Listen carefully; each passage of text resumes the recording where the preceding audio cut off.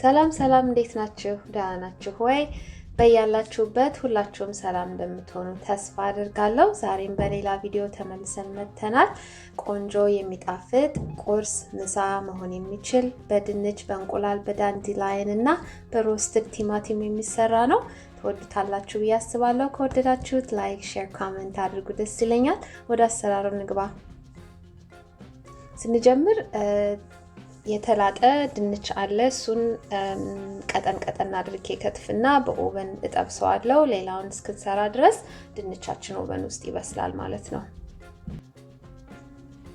እንደዚህ አድርጌ በስሱ ከታትፌዋለሁ። እዚህ ላይ ብዙም ቅመም አልጨምርበትም። የማደርገው ትንሽዬ ዘይት፣ ብላክ ፔፐር እና ትንሽ ጨው ብቻ ነው። ይሄኛውን ኦቨናችን ውስጥ አስገብተን እየተጠበሰልን እያለ ወደ ሌላው ስራችን ደግሞ እንገባለን ማለት ነው።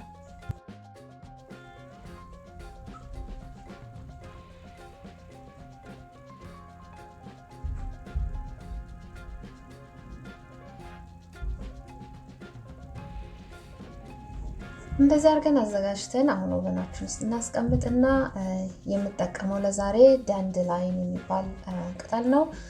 ብዙ ጥቅሞች ያሉት ቅጠል ነው ይሄ። ከነዛም ውስጥ ሪሰርች እንደሚያሳየው እንግዲህ ካንሰር ሴል ሊገል ይችላል ይባላል። ለብለድ ፕሬሸርም አሪፍ ነው። ኮሌስትሮል መጠናችንን ሊቀንስ ያደርጋል። ብዙም አንቲኦክሲደንት ያለው አትክልት ነው።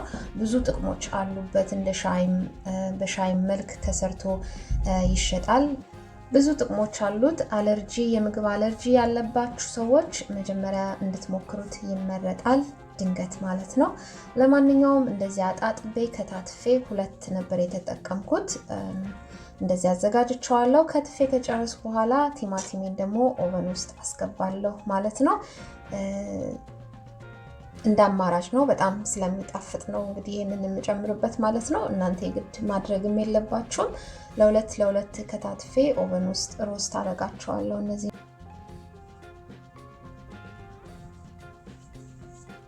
ቼሪ ቶሜቶስ ቢሆኑ ይመረጣል። ቆንጆ ጣዕም ስላላቸው ሮስት ለማድረግ እነዚህ ቢሆኑ ይመረጣል።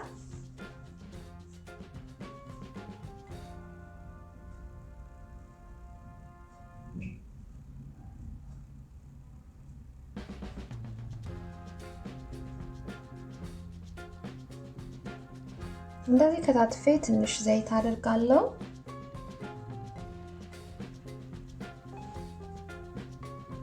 ጨው፣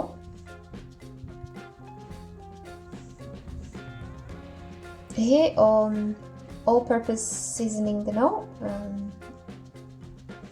መዝለልም ትችላላችሁ። ይሄ ግድ አያስፈልግም፣ ግን ቆንጆ ጣዕም ይሰጠዋል። ከዛ ብላክ ፔፐር፣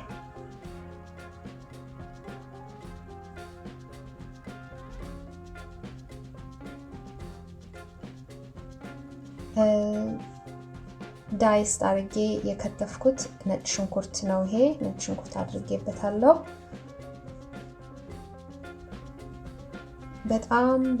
በጣም የሚጣፍጥ ሮስትድ የሆነ ቲማቲም ነው የሚሆነው። እንደዚህ አድርጋችሁ ስትሞክሩት ክሪሚ በጣም ደስ የሚል ጣዕም ነው ያላቸውና እንደዚህ ብትሰሩት እመክራለሁ፣ ስለሚጣፍጡ ማለት ነው። እንደዛ አድርገን እንግዲህ ኦቨናችን ውስጥ እናስገባና መጥበሻችን ላይ ትንሽ ዘይት አድርገን ቅጠላችንን እንሰራዋለን ማለት ነው። ዳንዲላየን ሽንኩርቱን እኔ እንደዚህ ክብ አድርጌ በትልልቁ ነው የከተፍኩት።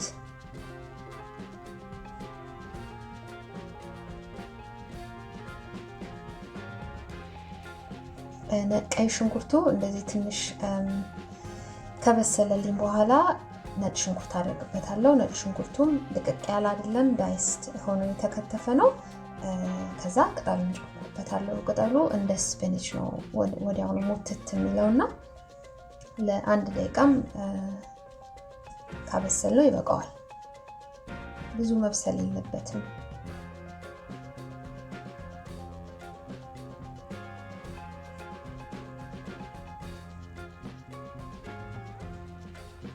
እንደነገርኳችሁ ቅጠል በጣም ብዙ ጥቅም ያለው ነው። ግን ድንገት የምግብ አለርጂ ያለባችሁ ሰዎች ብትሞክሩት መጀመሪያ ይመከራል።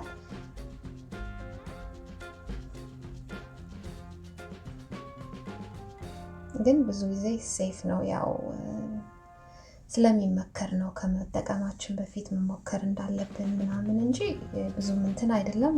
ቆንጆ ነው። እንደዚህ ሆኖ በስሏል። ላዩ ላይ ትንሽ ብላክ ፔፐር አደርጋለሁ። እሳቱ በሚዲየም ሂት ነው ያበሰልኩት።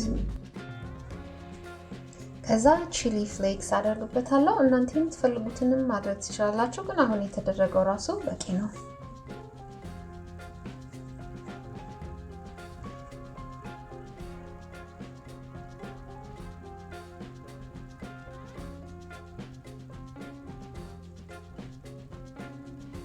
እዚህ ላይ ትንሽ ይሄም እንዳማራጭ ነው፣ ግማሽ የሻይ ማንኪያ የሚሆን ተማሪ ሳስ አደረኩበት።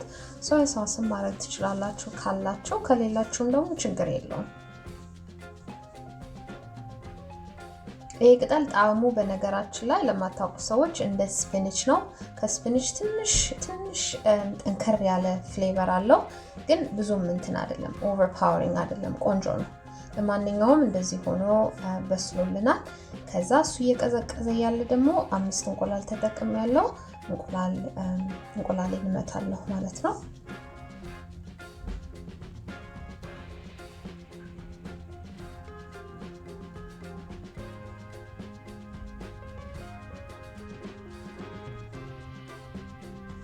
እንቁላል ውስጥ ትንሽ ጨው፣ ብላክ ፔፐር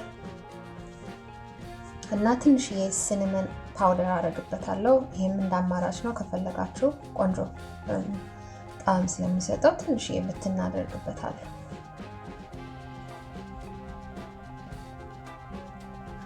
የቀዘቀዘውን ዳንድላየናችንን ደግሞ ሚክሳችን ውስጥ እንቁላላችን ውስጥ እናስገባለን።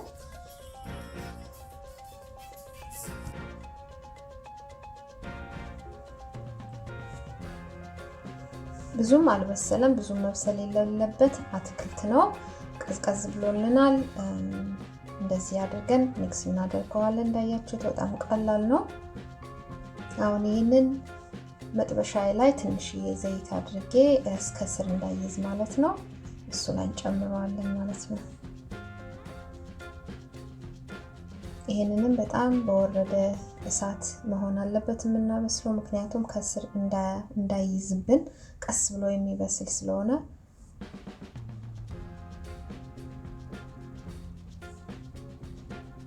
በሁሉም አቅጣጫ እኩል መሆን ስላለበት እንደዚህ አድርጌ በደንብ አስተካክለዋለሁ። ከዛ እንደዚህ ከበሰለልኝ በኋላ በደንብ የሚገባውን ያህል በስሏል። ከዛ ሙሉ ለሙሉ ሳይበስል ትንሽ እርጥበት እንዳለው ላዩ ላይ የጠበስናቸው ድንቾች ቅድም ደርሰውልናል። እነሱን ላያቸው ላይ እንደዚህ እንደረድራለን ማለት ነው።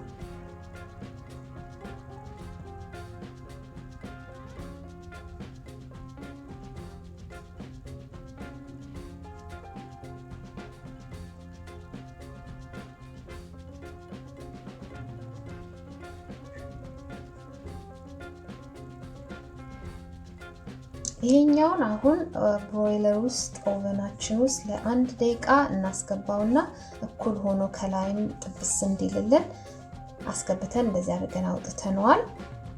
ቆንጆ ሆኖ ደርሷል። እንደምታዩት ከላይ ክሪስፒ ሆኗል። ቲማቲማችንንም እዩት እንዴት እንደሚያምር። ሽታው ልነግራችሁ አልችልም። በጣም ነው የሚያወደው የቲማቲሞቹ ሽታ። እንደዚህ ሆኖ በጣም በሚያምር ሁኔታ ደርሶልናል።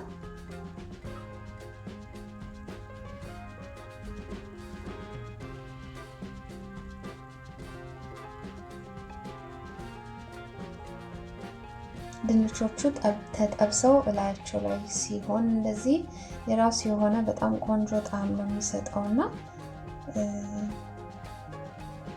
ምግቡን በጣም ለየት ያለ ፍሌቨር እንዲኖረው ያደርጋል። ቲማቲሞቹም እንደዚህ እንደምታዩት እንዴት ሆነው እንደበሰሉ እያያችሁት ነው።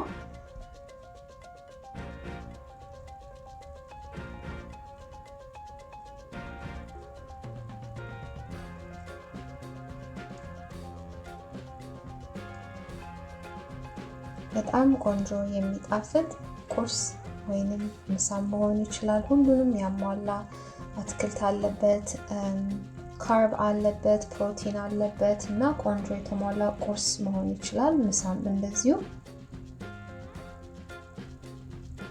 የዛሬው ይሄንን ይመስላል። ከፈለጋችሁ በሃት ሳስ በካቻፕ መጠቀም ትችላላችሁ። እንደዚሁም ቆንጆ ነው። እንደወደዳችሁ ተስፋ አደርጋለሁ። ከወደዳችሁት ደግሞ ሼር ብታደርጉልኝ ደስ ይለኛል። በሚቀጥለው እስከምንገናኝ ጊዜ ድረስ ሰላማችሁ ይብዛ። ቻው ቻው።